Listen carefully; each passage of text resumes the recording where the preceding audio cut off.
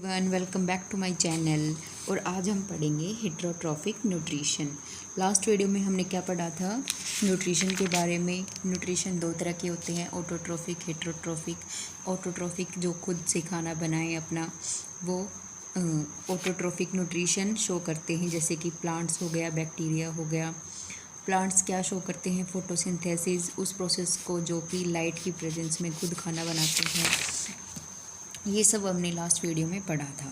अब हम पढ़ेंगे हेटरोट्रॉफिक न्यूट्रिशन के बारे में। If an organism depend on other organism for food and nourishment then nutrition is called heterotrophic nutrition. यानी कि जब कोई ऑर्गेनिज्म अपने खाने के लिए, अपनी नरिशमेंट के लिए किसी और ऑर्गेनिज्म पे डिपेंड करता है, तो उस न्यूट्रिशन को हम क्या कहते हैं? हेटरोट्रॉफिक न्यूट्रिशन कहते हैं। आगे हम पढ़ेंगे कि हेटरोट्रॉफिक न्यूट्रिशन में ही एक टाइप आता है अपने पास, सैप्रोफाइटिक न्यूट्रिशन। सैप्रोफाइटिक न्यूट्रिशन क्या होता है? Some organism feed on dead and decaying organic matter. This mode of nutrition is called saprophytic nutrition. यानी कि कुछ ऑर्गेनिजम्स ऐसे होते हैं जो लोअर ऑर्गेनिजम्स होते हैं, जो छोटी साइज़ के ऑर्गेनिजम्स जो होते हैं, वो जैसे सिंगल सेल होते हैं। जो छोटे ऑर्गेनिजम्स होते हैं वो कुछ dead and decaying organic matter, यानी कि जो खाना, मतलब जो चीज़ें, जो ऑर्गेनिक मैटर जो होता है वो डेड हो गया हो, जो ख़राब हो गया हो, डिकेइंग, उन पे डिपेंड करते हैं, उनको फीड करते हैं और जब वो अपने न्यूट्रिशन लेते हैं उन चीज़ों से, तो उस न्यूट्रिशन को हम क्या कहते हैं? Saprophytic nutrition. The food is partially digested outside the body and then it is absorbed. Fungi are saprophytes. अच्छा, ये कैसे अपना न्यूट्रिशन लेते हैं? कि जैसे जो फंगई है अपने पास, हम फंगई का एग्जाम्पल लेते हैं। हम आगे जाके पढ़ेंगे, हमने 9th क्लास में पढ़ा होगा कि बैक्टीरियाज होते हैं, फंगईज होती हैं, एल्गे, वायरसेस एक्सेट्रा। तो उसमें से अपने पास जो फंगई होती हैं, यानी लोअर ऑर्गेनिजम्स में आते हैं, तो ये अपना खाना किससे लेते हैं? डेड एंड डिकेइंग मैटर से लेते हैं, जो कि मतलब जो बासी खाना होता है, जो बासी चीज़ें होती हैं, डेड एंड डिकेइंग मैटर से अपना खाना लेते हैं। अब ये खाना कैसे लेते हैं? कि the food is partially digested outside the body. जो फंगी की बॉडी है, आधा खाना बाहर ही पच जाता है। Partially digested outside the body, आधा खाना बाहर पचाते हैं और फिर अपने अंदर एब्जॉर्ब करते हैं, देन इट इज़ एब्जॉर्ब्ड।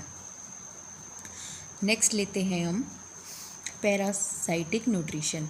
अच्छा, एक बात और देखते हैं, ये सैप्रोफाइट्स क्या होते हैं? सैप्रोफाइट्स वो ऑर्गेनिजम्स को हम बोल देते हैं जो सैप्रोफिटिक न्यूट्रिशन शो करें। सैप्रोफाइट्स किसको बोलेंगे हम? जो सैप्रोफिटिक न्यूट्रिशन शो करें। अच्छा, हेटरोट्रॉफिक न्यूट्रिशन में जो हेटरोट्रॉफिक न्यूट्रिशन शो करें उसको हम बोलेंगे हेटरोट्रॉफ्स। जो ऑटोट्रॉफिक न्यूट्रिशन शो करें उसे हम बोलेंगे ऑटोट्रॉफ्स। और प्लांट्स हमने लास्ट वीडियो में पढ़ा था, प्लांट्स क्या थे? ऑटोट्रॉफ्स। ऑटोट्रॉफ्स यानी कि ये ऑटोट्रॉफिक न्यूट्रिशन शो कर रही हैं, लेकिन किसकी प्रेजेंस में? लाइट की प्रेजेंस में। Photo means light. ओके, अब नेक्स्ट आता है पैरासिटिक न्यूट्रिशन। पैरासिटिक न्यूट्रिशन भी एक हेटरोट्रॉफिक न्यूट्रिशन है, यानी कि अपने खाने के लिए दूसरे पे डिपेंड करते हैं। Some organism feed on the expense of another organism and in turn causing it harm. This is called parasitic mode of nutrition. देखो, कुछ ऑर्गेनिजम्स ऐसे होते हैं जो दूसरे ऑर्गेनिज्म पे डिपेंड करते हैं और बल्कि उसको हार्म पहुंचा देते हैं, यानी कि ये नेगेटिव इफेक्ट शो करते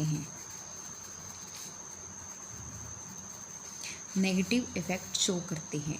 यानी कि जब ऑर्गेनिज्म किसी दूसरे ऑर्गेनिज्म पे डिपेंड करता है, फीड करता है, तो उस दूसरे ऑर्गेनिज्म का कुछ ना कुछ क्या होता है, नुकसान हो जाता है। नुकसान हो जाता है, वो ऑर्गेनिज़म उस दूसरे ऑर्गेनिज़म को हार्म कर देते हैं, तो इसलिए ये नेगेटिव इफ़ेक्ट शो करेंगे। This is called parasitic mode of nutrition. These organisms live on the body और in the body of host organism and derive the nutrients directly from the body of the host. यानी कि ये जो organisms होते हैं ये उस दूसरे ऑर्गेनिज़म की या तो बॉडी के ऊपर रहते हैं या उसके अंदर एंटर कर जाते हैं और उसकी बॉडी को हार्म कर देते हैं और उसकी बॉडी से न्यूट्रिएंट्स लेते रहते हैं। ठीक है, ये हम होस्ट इस बॉडी को बोलेंगे जिस बॉडी पर ऑर्गेनिज़म डिपेंड करता है, ये होस्ट बॉडी हो गई अपनी। For example leech is an ectoparasite. Leech एक ऑर्गेनिज़म होता है लंबा सा। लीच क्या करता है कि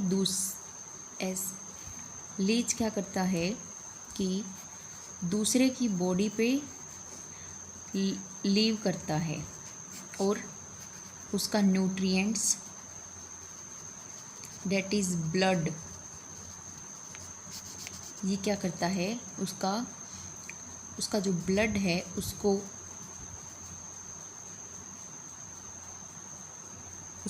अपनी तरफ ले लेता है ताकि इसका न्यूट्रिशन ले सके। Ascaris Cuscuta are the examples of parasitic nutrition. अब एक टॉपिक आता है अपने पास, न्यूट्रिशन इन अमोएबा।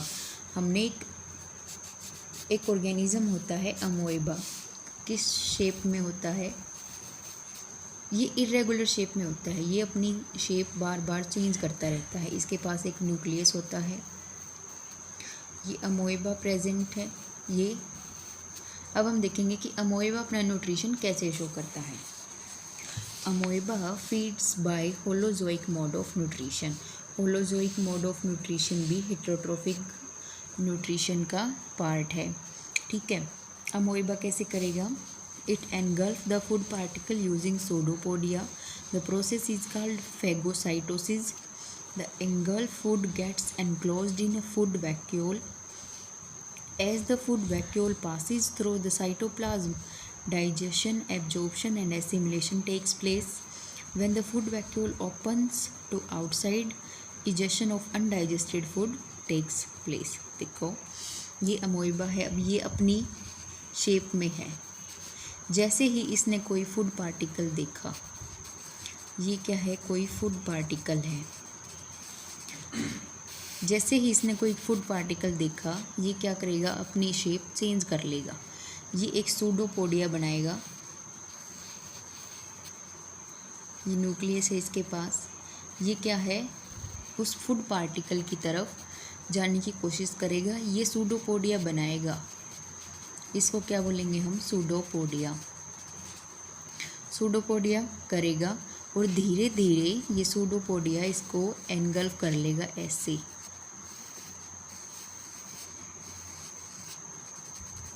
ये फूड पार्टिकल है, ये इसका न्यूक्लियस है। ठीक है, एनगल्फ कर लेगा और as the food vacuole passes, और इसके अराउंड फूड वैक्यूल भी बना लेगा। जैसे ही फूड वैक्यूल इसकी बॉडी से पास होगा, वैसे ही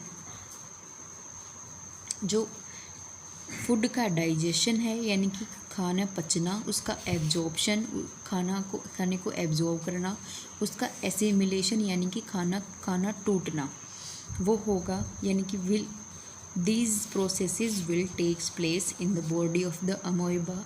और फूड प्रोसेस जो फूड वैक्यूल है जैसे ही ओपन होगा, जो अनडाइजेस्टेड फूड है अपना, जो अनडाइजेस्टेड फूड है वो बाहर निकल जाएगा एज ए वेस्ट। यहाँ से इसने फूड पार्टिकल लिया, यहाँ पे गया, फूड पार्टिकल अंदर गया, फूड वैक्यूल बनाया। फूड वैक्यूल जैसे ही अमोएबा की बॉडी में से पास होगा, सारे प्रोसेसेस टेक्स प्लेस करेंगे और जैसे ही फूड वैक्यूल ओपन हो जाएगा तो जो अनडाइजेस्टेड फूड है, जो खाना नहीं पचा, वो बाहर निकल जाएगा। नेक्स्ट आता है न्यूट्रिशन इन पैरामोसियम। मैंने अपने नोट्स में न्यूट्रिशन इन अमोइबा की पूरी प्रोसेस डाल दी है with diagram. And nutrition in paramecium, paramecium क्या होता है, एक सिलेंडर शेप का होता है जिसके पास ये क्या होता है, फ्लैजिला प्रेजेंट होता है। फ्लैजिला एक हेयर लाइक स्ट्रक्चर होते हैं, ठीक है। Paramecium also exhibits holozoic nutrition, holozoic nutrition show करते हैं। होलोजोइक न्यूट्रिशन क्या होता है कि जब भी कोई ऑर्गेनिज्म बॉडी को देखता है या फिर वो अपनी बॉडी पार्ट्स की मदद से ही जो फूड है उसको एंगल्फ करे, this is known as holozoic nutrition. However they have cilia, flagella is also known as cilia. आगे जाके तो डिफरेंसेस हो जाते हैं कि सीलिया अलग होता है, फ्लैजिला अलग होता है। फ्लैजिला बहुत सारे होते हैं, सीलिया एक ही प्रेजेंट होता है। तो ये पैरामोशियम है, इसके पास क्या है, एक सीलिया प्रेजेंट है। That help them to engulf the food through the oral groove, oral groove present होता है इनमें।